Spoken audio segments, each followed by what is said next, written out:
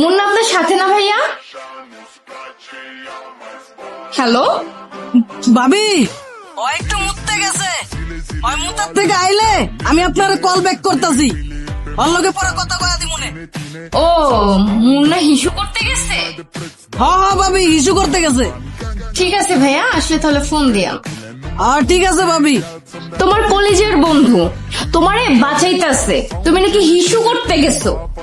সবসময় তুমি আমার সাথে এগুলাই কইরা আসছো তাই না? নাও, তোমার প্রাণের বন্ধু তোমাকে কল দিচ্ছে তোমাকে বাঁচানোর জন্য। ধর রে ভাই ফোনটা ধর।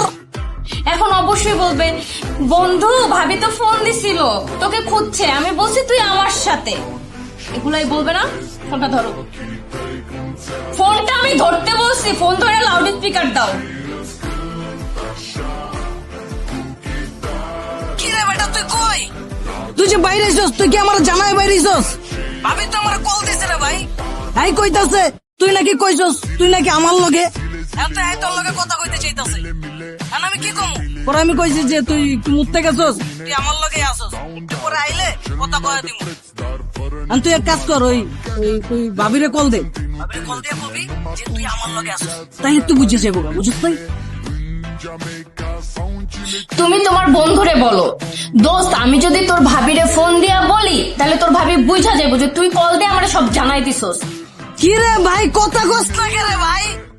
হ্যালো আমি এখন কি করব এটা কও।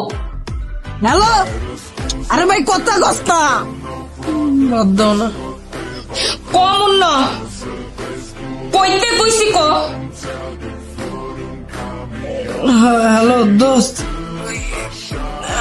যদি তোর ভাবিরে আমি ফোন দিয়া কই তাহলে হয়তো বুঝা যাবো বেটা যে আমি তোর লগে নাই, তুই আমার ফোন দিয়া জানাই দিছস। আরে বেটা প্যারালস কে? Plan B